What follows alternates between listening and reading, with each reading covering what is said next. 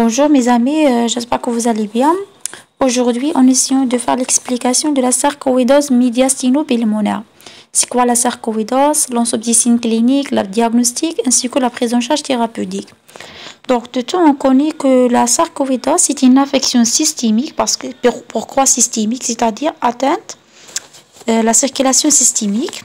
L'étiologie généralement inconnue, donc plusieurs concepts l'ont dit que généralement le cause de cette pathologie donc inflammatoire donc n'est pas connue. Jusqu'à présent, il n'y a pas de cause inconnue de la sarcoïdose. C'est-à-dire il n'y aura que des pathologies comme ça par hasard.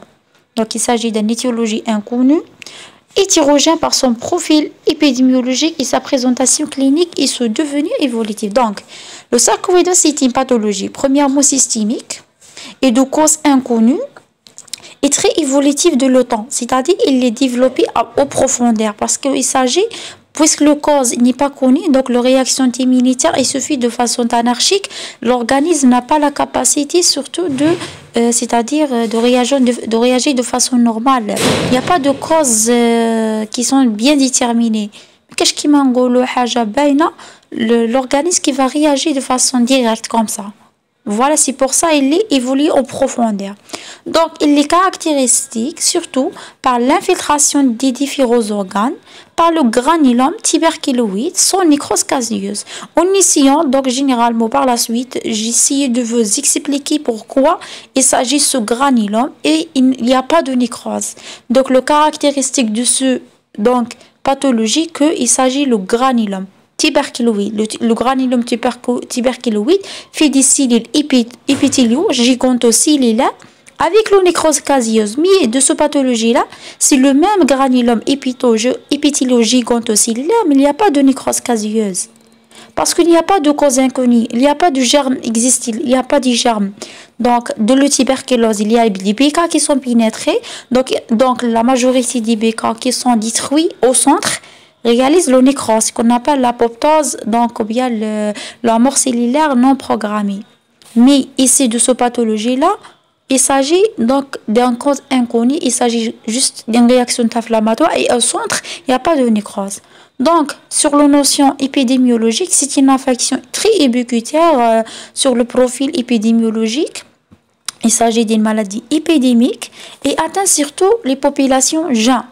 Pourquoi atteint les populations jeunes? Pourquoi? Donc, parce que le premier cause de l'atteinte de population jeunes, de fait que le système immunitaire chez les populations jeunes il est très développé.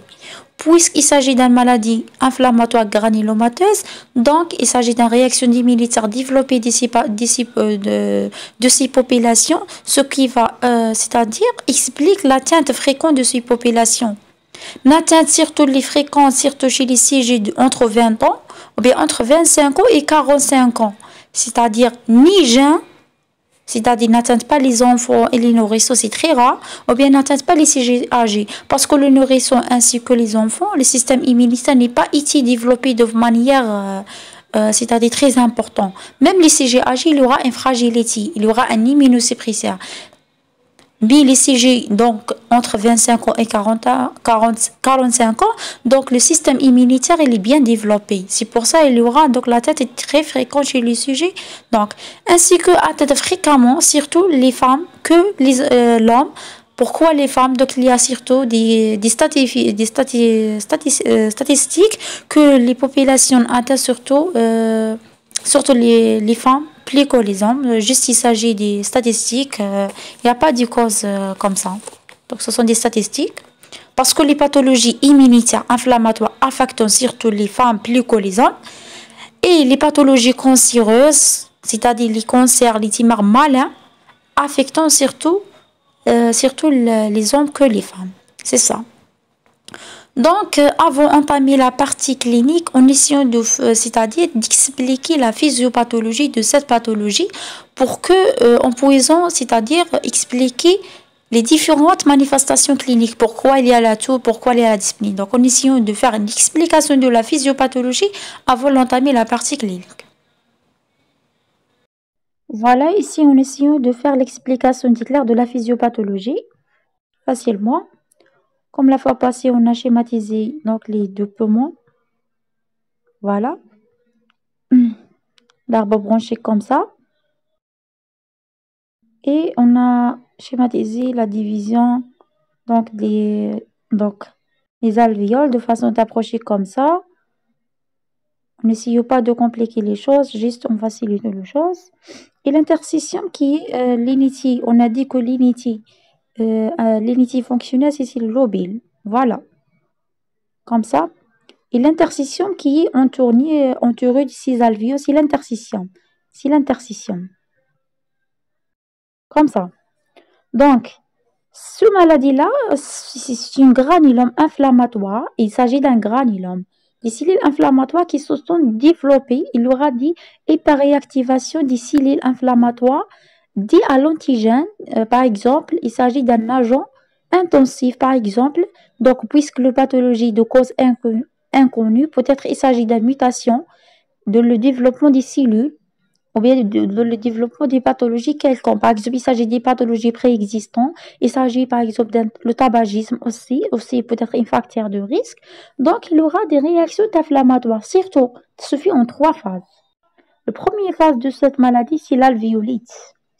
L'alvéolite, donc lymphocytaire, et lymphocytaire. La deuxième phase, c'est la phase de granulome. Et la troisième phase, qui est la phase facultative, c'est la phase de fibrose. C'est normal, comme toute pathologie inflammatoire, il y aura la réaction immunitaire par la succession des différentes réactions étape par étape. Alvéolite, lymphocytaire. C'est quoi l'alvéolite? En essayant c'est-à-dire d'expliquer chaque étape donc de façon détaillée. Voilà. Concernant l'alvéolite, donc l'alvéolite, voilà. Il y aura au niveau des alvéoles et au niveau de l'interstition, tout cela de l'interstition, voilà comme ça, et l'alvéole. Donc il y aura l'afflux du cellules, les cellules inflammatoires, y a-t-il compris les cellules macrophagiques, les macrophages, les cellules lymphocytaires, surtout prédominance lymphocytaire LT4. Il y aura aussi l'afflux du cellules monocytaires. Donc, au premier temps, les cellules lymphocytaires, ce sont des cellules de l'immunité spécifiques. Donc, suite à la multiplication des macrophages qui vont sécréter les interleukines. Donc, on est ici dans un schéma. Donc, les macrophages sécrètent les interleukines 1. Ces interleukine 1 va activer les cellules lymphocytaires LT4 lui-même qui vont sécréter aussi l'interleukine 2 qui permettra c'est-à-dire la multiplication et la chimiotactisme des cellules macrophagiques et aussi des cellules monocytaires. C'est-à-dire il y aura des réactions, des compétitions entre les différents cellules. Il y aura des chimiotactismes. Une cellule qui va sécréter des interleukines, l'autre qui va sécréter aussi des interleukines qui permettra l'influx de toutes les cellules. Toutes les cellules vont influer au niveau des alvéoles et au niveau de l'interstition. C'est-à-dire il y aura une inflammation au niveau de l'interstition et au niveau des alvéoles, ce qui va expliquer c'est-à-dire le développement, la stadification et le développement de cette maladie au niveau de l'interstition et au niveau aussi des granulomes, au niveau des alvéoles plutôt. Voilà, comme ça, en essayant de... Voilà, comme ça. On a déjà compris la physiopathologie. La première étape, c'est une alvéolite. La deuxième étape était compris, c'est-à-dire il s'agit de la phase de granulome. Voilà, toutes les cellules sont ici. Les cellules macrophagiques, les cellules du macrophage, les cellules du LT4 et les cellules monocytaires. Donc, ce sont tous comblés à ce niveau, ce qui va expliquer que l'ensemble des cellules au son périphérique, c'est-à-dire là, par exemple, le son ici comme ça. Donc, les cellules au niveau de son périphérique seront diminuées. La diminution du LT4, la diminution aussi du monocyte, les monocytes, ce sont surtout les précurseurs donc, des globules rouges. Une diminution de celle-ci, il y aura la diminution des globules rouges ici, ce qui explique l'anémie et explique surtout l'hypoxie. Par la suite, on va détailler là. Et aussi, il y aura la diminution des macrophages, c'est-à-dire ce qui va noter la présence des infections. Voilà. C'est ça. Donc, toutes ces cellules sont accumulées au niveau des alvéoles qui vont par la suite au niveau de l'interstitium. Surtout au niveau de l'interstitium, il y aura des chaînes ganglionnaires parce que l'interstitium, il y a des vaisseaux, il y a des ganglions. Surtout précisément, ce granulome développé au niveau des ganglions. Les ganglions lymphatiques, ce sont des organes lymphoïdes. Et les organes lymphoïdes font donc généralement des cellules lymphocytes, des cellules macrophagiques. Et aussi la présence des cellules au niveau des périphériques qui vont migrer à ce niveau-là. Tout en entraînera l'hypertrophie et aussi, c'est-à-dire la multiplication qui est agressive, va donner, ce sont le développement des adénopathies à ce niveau-là. Les adénopathies qui sont, peut-être, ça dépend en fonction de localisation. S'il s'agit d'un ganglion péribronchique, surtout la localisation les plus fréquents, il y aura des adénopathies ici, la thyro, ou bien la péribronchique, la thyrotrachiale. Peut-être développée au niveau des adénopathies, par exemple, adénopathie iliaire, sous-ciliaire, etc., en fonction de la localisation. Ce première étape de l'alvéolite interstitielle, il y aura des réactions inflammatoires à ce niveau, suivie d'une réaction de granulome. C'est quoi le granulome? On essaie d'expliquer ça aussi, plutôt. Donc, on a dit que la première étape, déjà, était faite. Deuxième étape, c'est l'étape de granulome. Le granulome, il s'agit au périphérique. Ce sont des cellules macrophagiques, qui sont par la suite activées, deviennent des cellules épithéloïdes. Les cellules épithéloïdes sont fusionnées entre eux, fusionnement, va donner des cellules de Langerhans. Et les cellules, ces cellules aussi, vont accumuler par la suite, donner ce qu'on appelle le granulome épithéliaux-giganto-cellulaire. Il s'agit, ce sont des cellules fusionnées avec la présence d'un courant des cellules lymphocytaires au périphérique. Ce sont des cellules lymphocytes.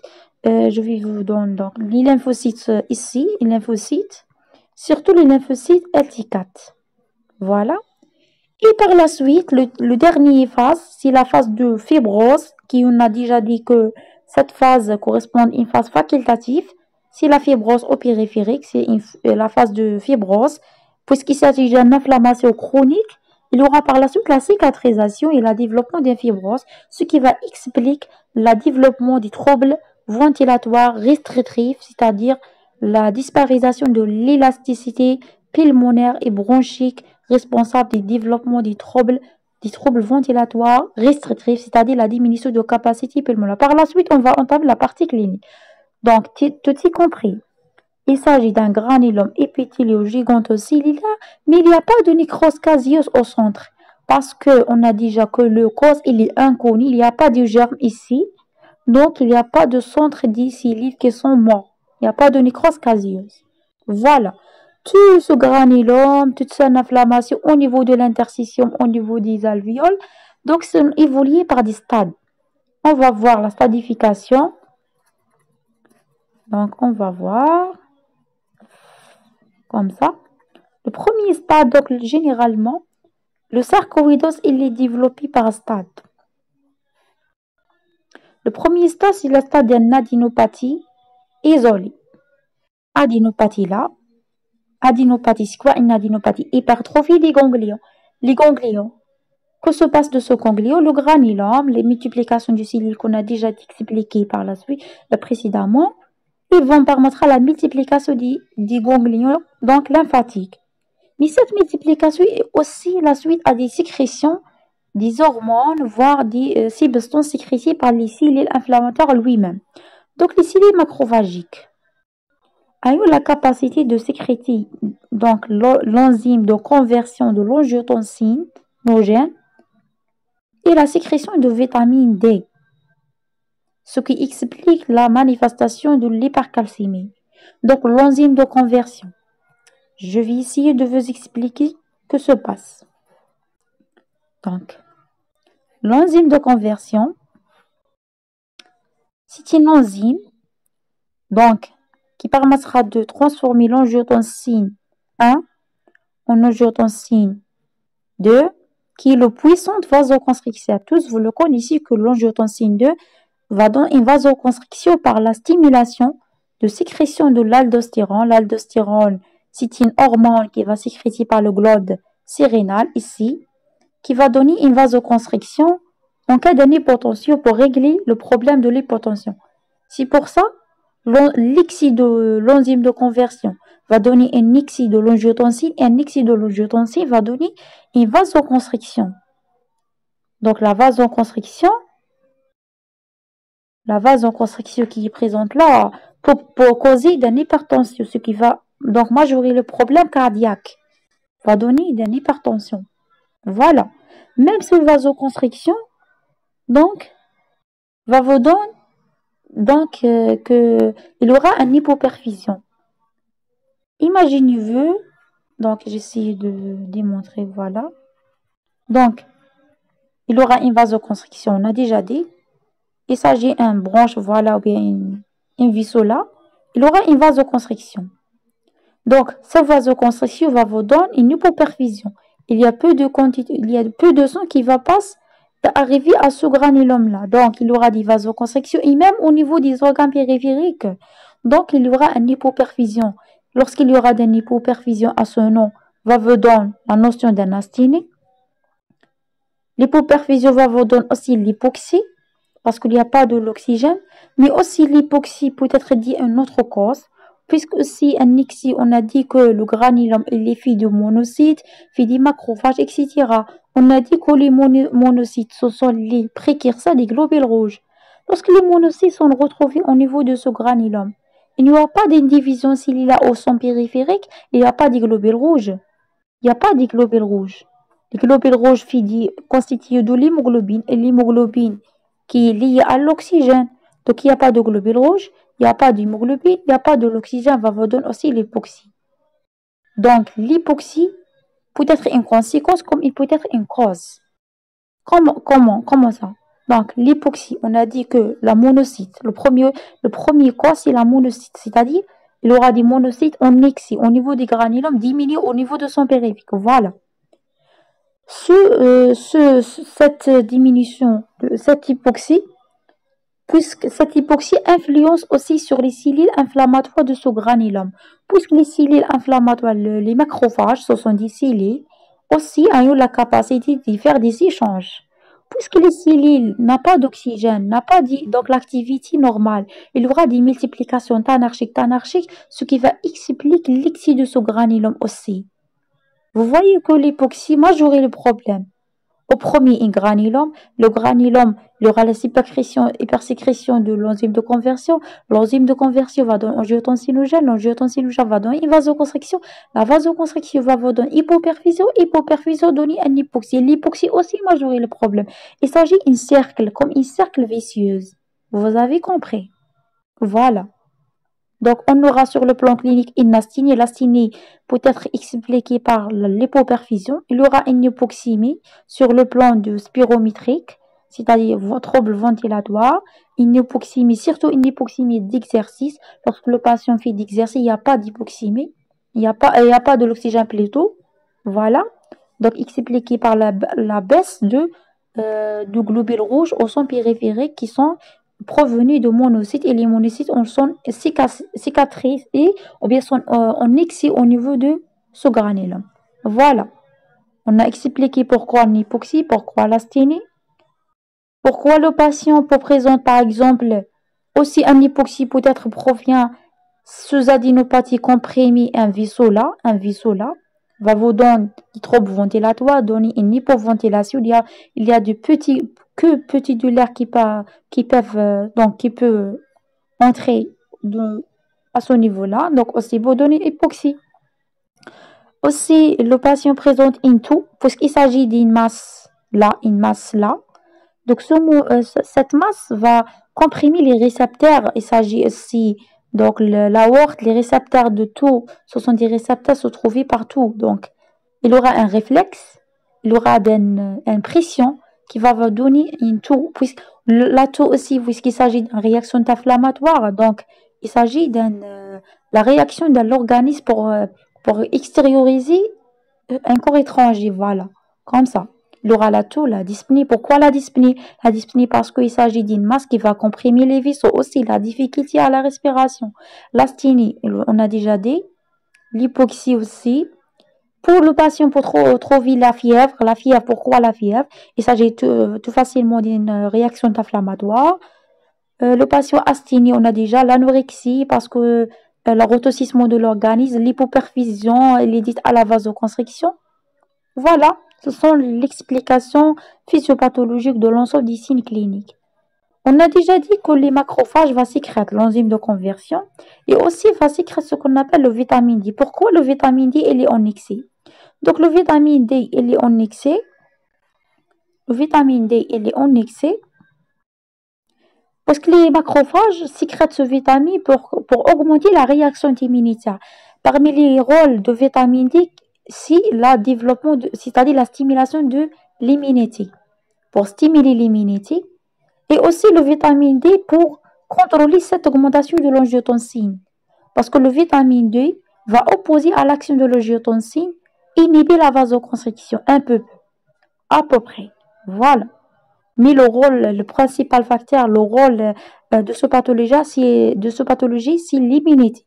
Puisque le vitamine D va augmenter, parmi les autres rôles de vitamine, surtout la stimulation de sécrétion de bêta-hormone. La bêta-hormone, c'est une hormone sécrétée par les parathyroïdes, va stimuler la sécrétion de calcium, c'est-à-dire de calcium au niveau différent, quel que soit au niveau des os, quel que soit au niveau intestinal, surtout au niveau intestinal, ce qui va donner, c'est-à-dire une hypercalcémie. Donc, sur le plan clinique, on aura l'hypercalcémie, donc parmi les manifestations cliniques, on aura hypoxie, asthénie, le tout, les dyspnées. On a déjà tout expliqué, donc chacun différemment. Voilà. Donc, on va voir par la suite les différentes stadifications. Pourquoi la manifestation, donc la stadification de sarcoïdose. Donc, on a déjà dit que la première chose, qu'il s'agit d'une adénopathie isolée.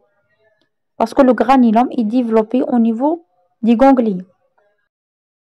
Hypertrophie ganglionnaire, elle est dite ligne à la multiplication, c'est-à-dire l'augmentation, l'intensification de cette granulome. Et d'autres choses, il est dit à l'hypersécrétion des hormones. Et les hormones aussi ont des rôles, donc généralement, de assurer l'hypertrophie.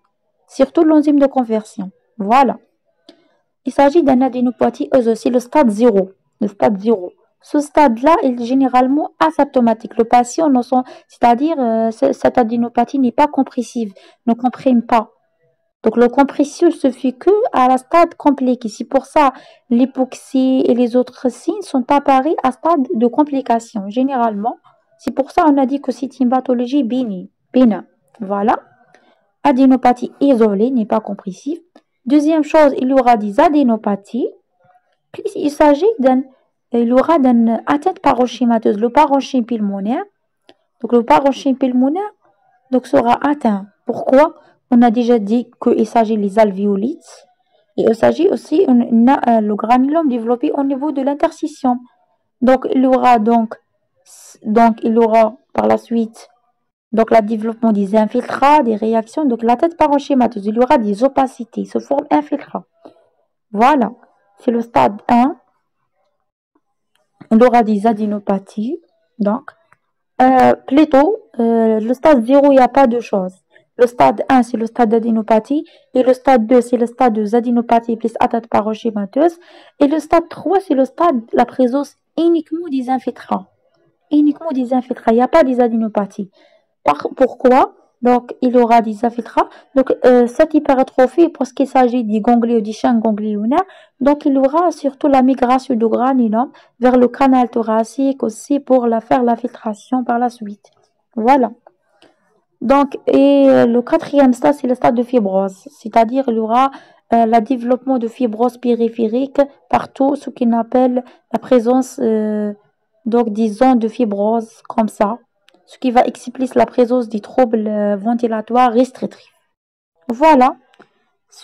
Généralement, l'ensemble des manifestations, les stadifications, la physiopathologie, as les différents signes qu'on a déjà vus. On va revenir à notre cours pour compléter la diagnostic, les ensembles des examens complémentaires à demander.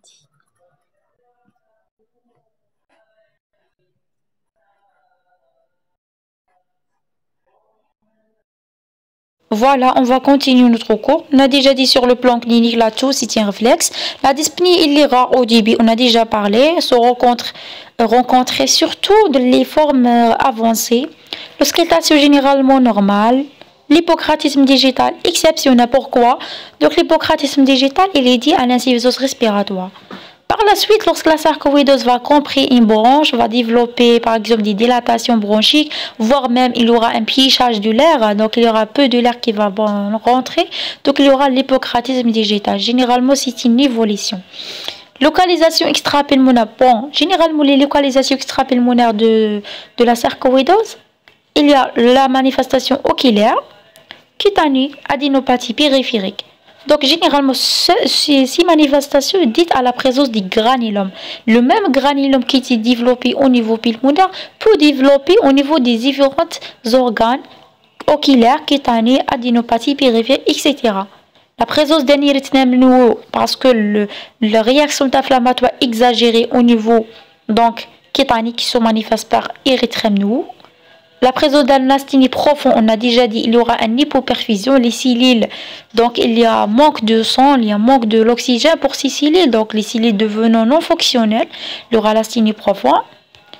Bon, généralement sur la radiographie de thorax, on a déjà expliqué les différents stades, il y aura 5 stades, 0 c'est le stade normal, adénopathie iliaire bilatérale médiastinale isolée, c'est le stade 1. Le stade 2, c'est le stade de l'association d'une adénopathie plus l'atteinte paroschémateuse, on a déjà parlé. Et le troisième stade, c'est une atteinte paroschémateuse isolée. Le quatrième stade, c'est le fibrose pulmonaire diffuse, souvent prédominance apicale. Pourquoi l'apicale? Parce que l'ensemble des adénopathies, les champs ganglionnaires, sont, c'est-à-dire à proximité de la canal thoracique. C'est ça, le développement apical. Bon, je vais vous démontrer par la suite les différentes images qui vont évoquer la sarcoïdose sur les radiographies de thorax. Donc, le scanner thoracique n'est pas indispensable de les formes typiques et non compliquées. Donc, le scanner thoracique, on les demandait c'est-à-dire pour visualiser le caractère réversible et non réversible. C'est quoi réversible, non réversible? C'est-à-dire, si notre maladie qui à stade au début, c'est-à-dire réversible, à stade de opacité, atteinte paroschémateuse. C'est-à-dire, il est généralement, c'est-à-dire la régression de l'OTAN. Mais peut-être aussi irréversible, c'est-à-dire il s'agit d'un fibrose. Cette caractéristique, donc, elle peut être démontrée par le scanner. Donc, peut-être on recherche aussi des complications, quel que soit le fibrose, la présence des dilatations, la bronchectasie, l'aspergillose. Pourquoi l'aspergillose? Parce qu'il s'agit d'une atteinte paroschémateuse, il peut créer des cavités. Et l'aspergillose, c'est une maladie infectieuse qui peut développer dans une cavité préexistence. Donc le sarcoïdose va conditionner ce cavité pour ce maladie pour développer à ce niveau-là. Donc, quels sont les examens à demander? Les explorations fonctionnelles respiratoires, on a déjà demandé, on a déjà dit que le problème qui s'y pose, c'est un problème de trouble ventilatoire restrictif, parce qu'il s'agit de la fibrose. Aussi, le patient peut présenter aussi la diminution de taux de diffusion de DLCE. C'est quoi? C'est la diminution de la diffusion de l'oxygène ou bien de l'oxyde de carbone, parce qu'il s'agit de la diminution de taux de l'hémoglobine. Donc, les cellules, parce que la diminution de globules rouges, les globules rouges diminuent parce que les monocytes sont c'est-à-dire cicatristrés ou bien ce qu'on appelle condensés au niveau des ganglions que au niveau de sang. Ce qui va expliquer cette hypoxie.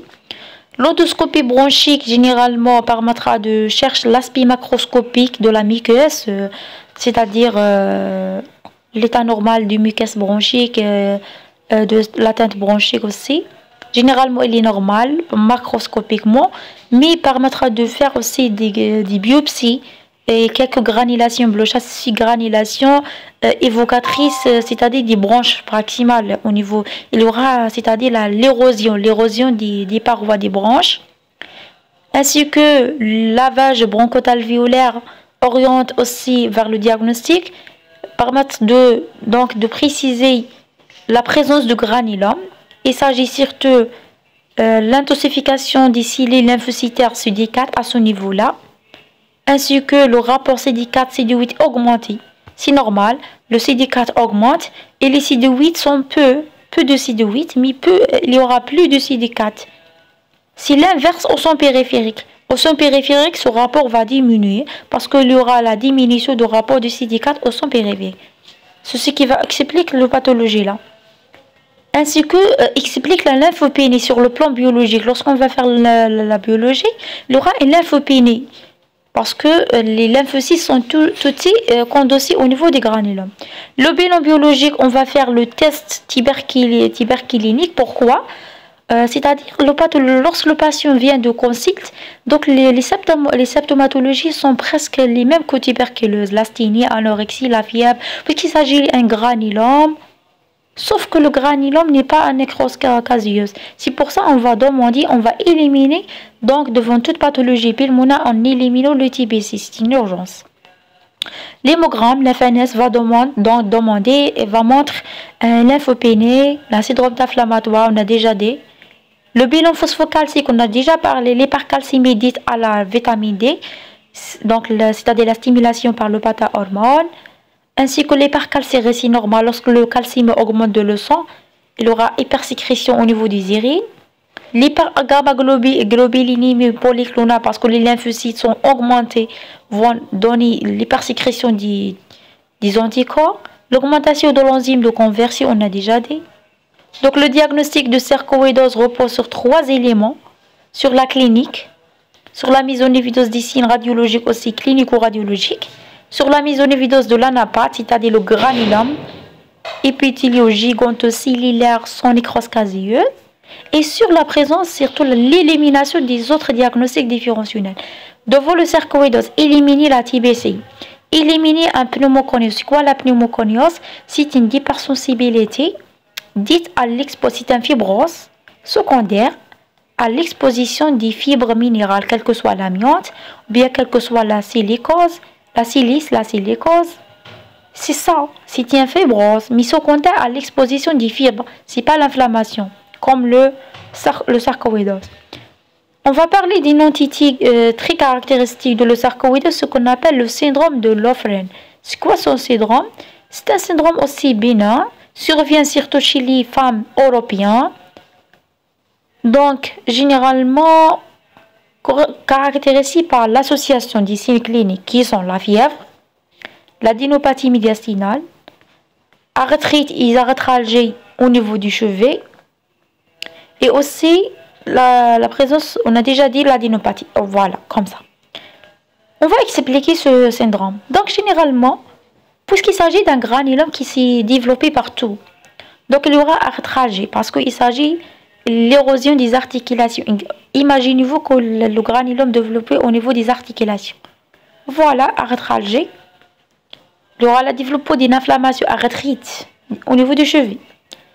Des adénopathies médiastinales. On a déjà dit que le granulome développe au niveau des adénopathies. Hypertrophie, c'est-à-dire adénopathie. Érythrémnio, parce que la tête qui est et la fièvre, parce qu'il s'agit d'une inflammation. C'est normal.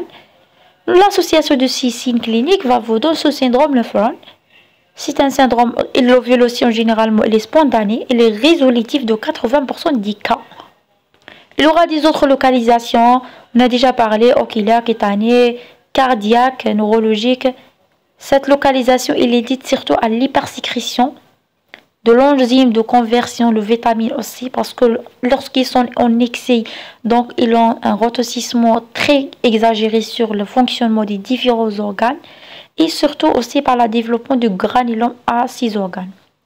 L'évolution généralement de sarcoïdose, elle est généralement résolutive de la majorité des cas, mais certains cas, il y aura le développement de la fibrose qui peut être aussi donc très grave sur le plan donc ventilatoire.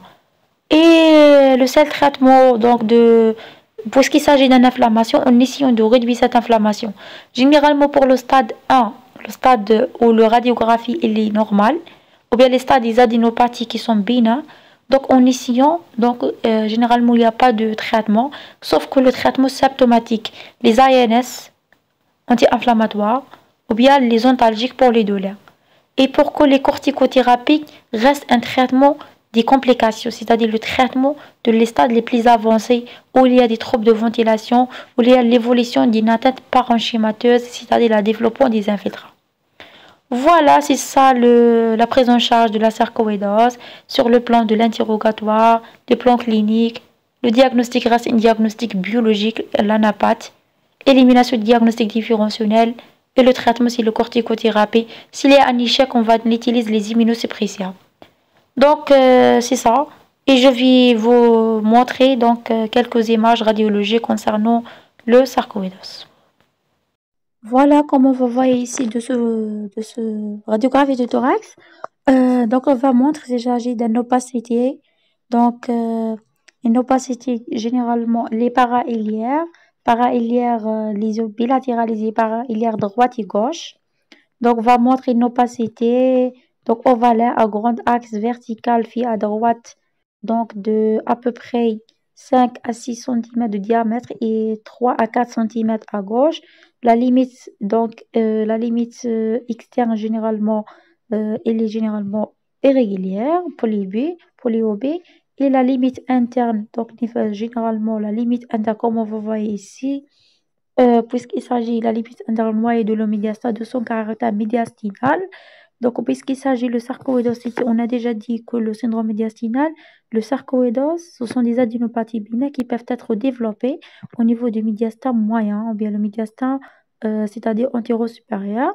Donc, le diagnostic, il s'agit des adénopathies qui ne sont pas compressifs, il n'y a pas de signe de compression. Si le premier stade, ce sont des adénopathies bilatérales, peut-être isolées. Donc, généralement, il n'y a pas d'infiltrat, il n'y a pas d'atteinte associée. Donc, c'est le premier stade. Donc, c'est le stade. Donc, on a déjà dit que le stade 0, il n'y a pas de chose. Radiographie normale. Mais le stade 1, c'est le stade d'une adénopathie isolée et le patient ici, donc le patient asymptomatique. Mais aussi, n'hésitez pas d'éliminer les diagnostics différentiels, quel que soit le tuberculose, ainsi que le lymphome. Le lymphome pour développer cette image-là. Donc, ce sont des diagnostics différentiels à éliminer devant cette image radiologique. Par exemple, de cette image-là, de cette radiographie de thorax, le patient présente le sarcoïdose de stade 2. Pourquoi? Parce qu'il s'agit d'une atteinte, des adénopathies qui sont généralement ici, ce sont para-iliaires aussi. Donc, ce sont des adénopathies qui sont développées là. Voilà. Il y aura des infiltrats. Il y aura des infiltrats. Donc, et généralement, c'est le stade 2. Stade d'une opacité, des adénopathies plus une opacité, donc réticulum micronodulaire. Pourquoi réticulum micronodulaire? Parce que le développement de l'infiltrat se fait au niveau de l'interstitium. C'est pour ça c'est-à-dire cette image de réticulum micronodulaire. Voilà. Et voilà pour le dernier photo. Le patient ici, comme vous voyez, il y a des fibroses. Il y a des zones de clarté multiples qui sont disséminées de deux champs pulmonaires. Ce sont des clartés multiples, généralement correspondant à la développement des zones de la fibrose, qui est le stade ultime ou bien le dernier stade de la développement de la sarcoïdose. Notez que ce dernier étape, c'est une étape généralement facultative. C'est un état facultatif. Et c'est ça, donc, les différents stades sur le profil radiologique. Et j'espère que ce cours était clair d'aujourd'hui. À bientôt.